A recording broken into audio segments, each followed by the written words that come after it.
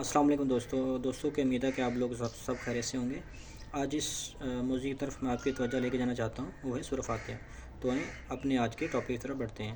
تو حضرت ابو ہریرہ رضی اللہ تعالیٰ عنہ فرماتے ہیں کہ میں نے نبی کریم صلی اللہ علیہ وآلہ وسلم کو یہ فرماتے ہوئے سنا ہے کہ قرأت کو اللہ تعالیٰ نے قرأت کو اپنے اور بندوں کے درمیان دو حصوں میں تقسیم کر دیا ہے۔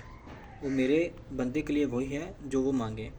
ایک روایت میں ہے کہ اس میں آدھی قرأت میرے لیے ہے اور آدھی میرے بندے کے لیے۔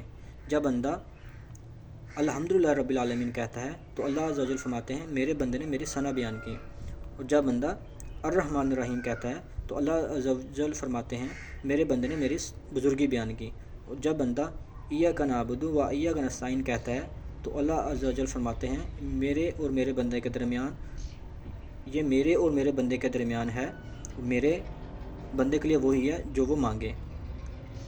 جب اہدنا الصراط المستقیم صراط الذین انعمت علیہم غیر المغضوب علیہم ولا الضالین کہتا ہے تو اللہ تعالیٰ فرماتے ہیں یہ میرے اور میرے بندے کے درمیان ہے، میرا بندہ جو مانگے اس کے لیے وہی ہے۔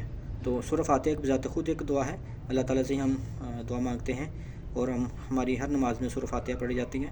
تو اللہ تعالیٰ ہمیں نیک عمل کرنے کی توفیق عطا فرمائے۔ اپنے پیر کا خیال رکھیں۔ بہت شکریہ، جزاک اللہ۔